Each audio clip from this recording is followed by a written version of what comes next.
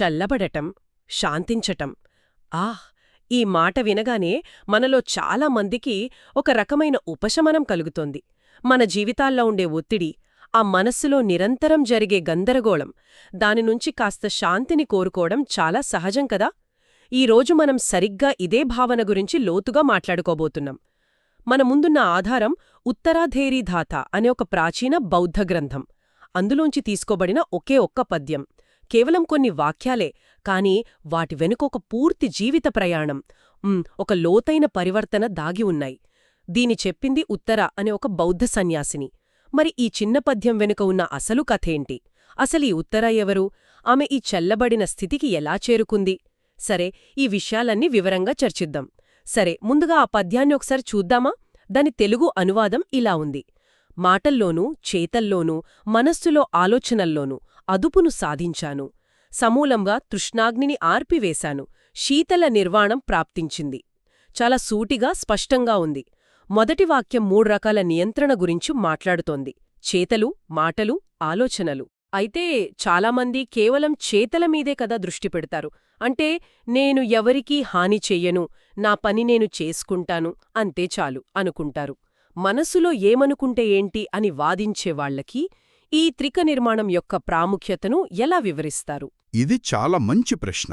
ఎందుకంటే మనం సాధారణంగా బయటకు కనిపించే ప్రవర్తనకే ఎక్కువ ప్రాధాన్యత ఇస్తుంటాం. కాని బౌద్ధ సాధనలో ఈ మూడింటిని కలిపి చూడటమనేది ఒక సంపూర్ణమైన విధానం.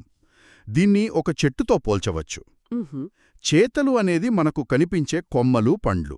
ఓహో! కాని మాటలు వేర్లు, ఆలోచనలు ఆ వేర్లకు బలాన్నిచ్చే నేలలాంటివి. మనసులో ద్వేషం, అసూయలాంటి ఆలోచనలుంటే అవి ఏదో ఒకరోజు మాటల రూపంలోనూ, చేతల రూపంలోనూ బయటకొస్తాయి. నిజమే. అందుకే కేవలం కొమ్మలను కత్తిరించడం కాదు, మూలాలను శుద్ధి చేసుకోవడం ముఖ్యమన్నమాట. ఆలోచనలు మాటలుగా, మాటలు చేతలుగా మారే ఈ ప్రక్రియను అర్థం చేసుకుంటే మనస్సును అదుపులో పెట్టుకోవడం ఎందుకు అత్యంత కీలకమో స్పష్టమవుతుంది. అంటే బయటకు కనిపించే ప్రశాంతత వెనుక అంతర్గత శుద్ధి జరగాలన్నమాట. సరే, ఇక రెండో వాక్యం దగ్గరకొద్దాం. నాకు ఇక్కడ అగ్ని అనే రూపకం చాలా శక్తివంతంగా అనిపిస్తోంది. సమూలంగా తృష్ణాగ్నిని ఆర్పివేశాను అంటున్నారు. తృష్ణ అంటే కోరిక. కాని కోరిక, ఆశ అనేవి కొన్నిసార్లు మనల్ని ముందుకు నడిపిస్తాయి కదా. దాన్ని ఒక ప్రమాదకరమైన అగ్నిలా వర్ణించడం వెనుక ఉన్న వైరుధ్యాన్ని ఎలా అర్థం చేసుకోవాలి? మీరు లేవనెత్తిన అంశం చాలా ముఖ్యమైనది. ఎందుకంటే ఇక్కడ తృష్ణ అనే పదాన్ని కేవలం కోరిక అని అనువదించడం వల్ల కొంచెం గందరగోళం వస్తుంది. ఇది దాహం, అతుక్కుపోయే గుణం, సంతృప్తి చెందని ఆశ.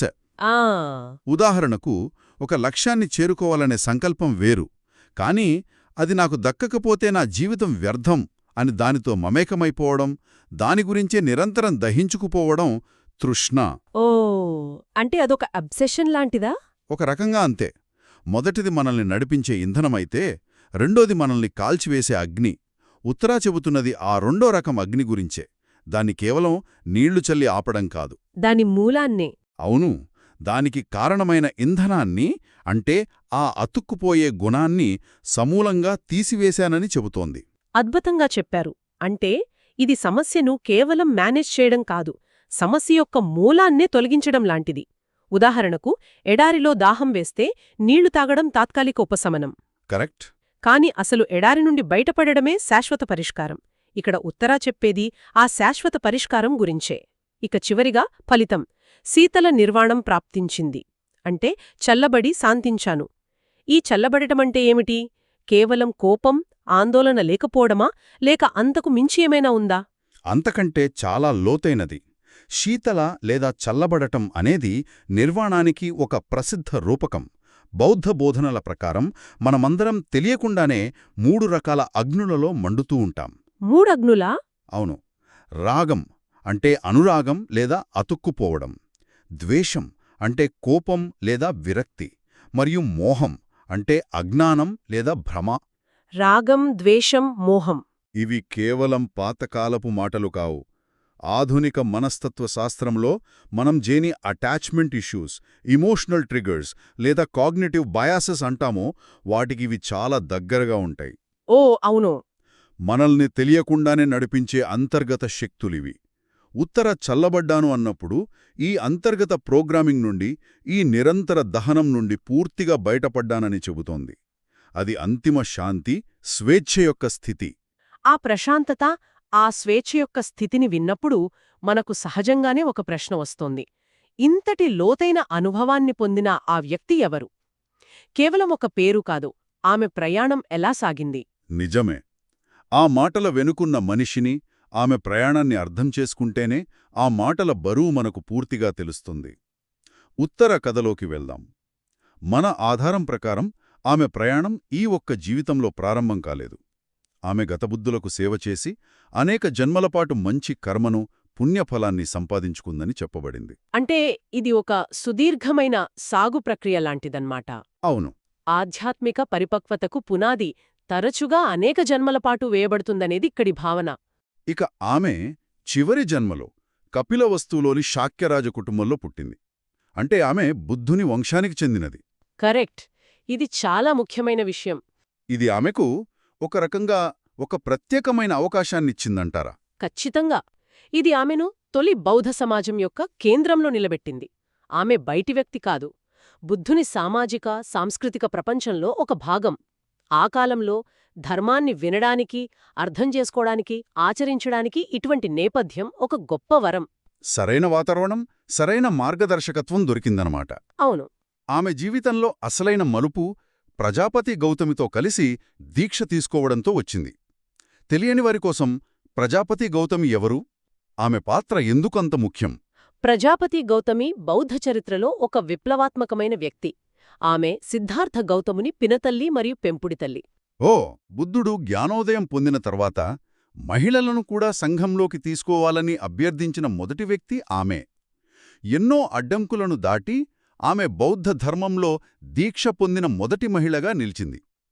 ఆమె భిక్షుణీ సంఘాన్ని, అంటే సన్యాసినుల క్రమాన్ని స్థాపించింది. అద్భుతం. ఉత్తర ఆమెతో కలిసి దీక్ష తీసుకోవడమనేది ఆమెను ఆ తొలితరం మార్గదర్శక సన్యాసినులలో ఒకరిగా నిలుపుతుంది. ఒక్క క్షణం ఆగి ఆలోచిద్దాం. ఆమె ఒక శాక్య వంశానికి చెందిన యువరాణి, అన్ని రకాల భోగాలు అనుభవించే అవకాశమున్న వ్యక్తి. అయినా వాటన్నిటినీ వదిలి ఒక సాధారణ భిక్షునిగా మారింది. ఈ త్యాగం వెనుక ఎంత బలమైన జిజ్ఞాస, ఎంత తీవ్రమైన అన్వేషణ ఉండి ఉండాలి. ఖచ్చితంగా. ఆ నిర్ణయం ఆమె అసాధారణమైన సంకల్పనానికి నిదర్శనం. సంఘంలో చేరిన తర్వాత ఆమె విపశ్యన ధ్యానంలో నిమగ్నమైంది. చాలా కాలం సాధన చేసిన తర్వాత ఒకరోజు ఆమెకు భగవానుని ద్వారా ధర్మప్రేరణ పొందింది అని, ఆ మరియు ఆ క్షణంలోనే అర్రతురాలయ్యిందని మూలం చెబుతోంది. ఇది వినడానికి చాలా వేగంగా జరిగినట్లు అనిపించవచ్చు. అవును. అనేక జన్మల కృషి తర్వాత చివరి మెట్టు ఇంత వేగంగా ఎలా సాధ్యం? మెరుపులా అనిపిస్తోంది. దీన్ని ఒక ఆనకట్టతో పోల్చవచ్చు. ఆనకట్ట నిండడానికి చాలా సమయం పడుతుంది, కానీ అది పగిలి నీరు ప్రవహించడానికి ఒక్క క్షణం చాలు. మంచి పోలిక. అలాగే అనేక జన్మలపాటు చేసిన సాధన ద్వారా మనసు సిద్ధమైన తర్వాత తుది అంతర్దృష్టి ఒక మెరుపులా రావచ్చు. సిద్ధంగా ఉన్న మనసుకు సరైన సమయంలో సరైన బోధన ఒక ఉత్ప్రేరకంగా పనిచేస్తుంది. ఇక్కడ భగవానుని ద్వారా ధర్మప్రేరణ అంటే అదే. అంటే ఆమె మనసు అప్పటికే పరిపక్వమై ఉంది. అవును. బుద్ధుని మాటలు చివరి తలుపును తెరిచాయి. ఆమె ఆసవముక్తురాలు అని కూడా మూలం చెబుతోంది. ఆసవాలు అంటే ఏమిటి? అది కొంచెం సాంకేతిక పదంగా ఉంది. అవును. ఆసవాలు అంటే మన ఉపచేతనలో దాగి ఉన్న అలవాట్లు లాంటివి. వాటిని లీకేజెస్ లేదా ఇన్ఫ్లోస్ అని కూడా అనువదించవచ్చు. ఇవి మన ప్రమేయం లేకుండానే మన మానసిక శక్తిని హరించివేస్తాయి. ఉదాహరణకు మైన వ్యామోహం పెంచుకోవటం. ఉత్తర వీటన్నిటి నుండి పూర్తిగా విముక్తి పొందింది. అదే అర్హతకు నిర్వచనం. అంటే ఆ మెరుపులాంటి క్షణం వెనుక తరతరాల కృషి ఉందన్నమాట. ఇప్పుడు మనం మళ్ళీ ఆ పద్యం దగ్గరకొద్దాం. భగవానుడు అంటే బుద్ధుడు ఈ పద్యాన్ని ఆమెతో కలిసి పలికాడని మూలం చెబుతోంది. ఇది చాలా ఆసక్తికరంగా ఉంది. అంటే ఇది ఆమె సొంత అనుభవం, కాని బుద్ధుడు దానిని ఆమోదించి తన మాటగా కూడా స్వీకరించారు.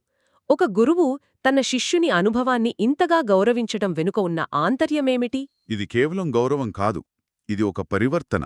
పరివర్తన? అవును.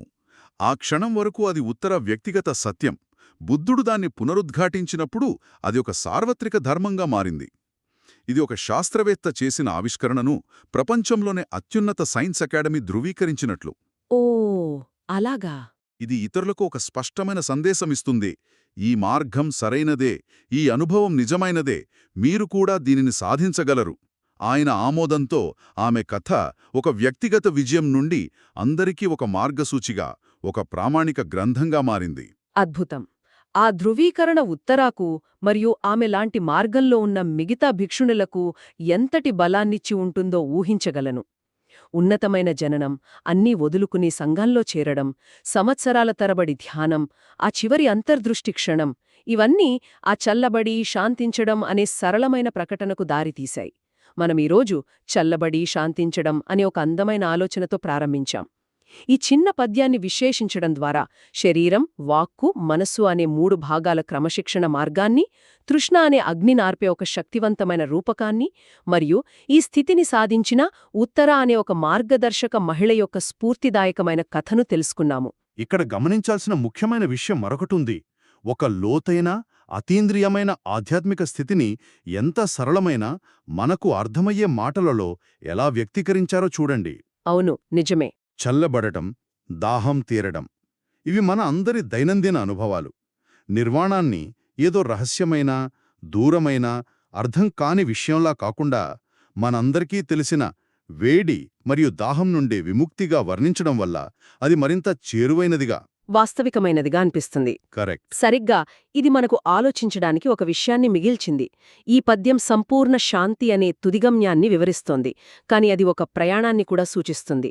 ఇది మనల్ని ఆలోచింపజేస్తుంది. ప్రాచీన భారతదేశానికి దూరంగా ఈ ఆధునిక ప్రపంచంలో ఉన్న మన జీవితాలలో మనం చల్లార్చుకోవడానికి ప్రయత్నించే అగ్నులేమిటి? అవి పని ఒత్తిడి కావచ్చు, సామాజిక మాధ్యమాల వల్ల కలిగే ఆందోళన కావచ్చు, అసూయ లేదా నిరంతర కోరికలు కావచ్చు. ఆ అగ్నులను గుర్తించి వాటిని శాంతింపజేయడానికి కనీసం ఒక్క క్షణమైనా సరే మనం ఏమి చేయగలం? మనకు మనం శాంతించడం అంటే, చల్లబడడం అంటే నిజంగా అర్థమేమిటి?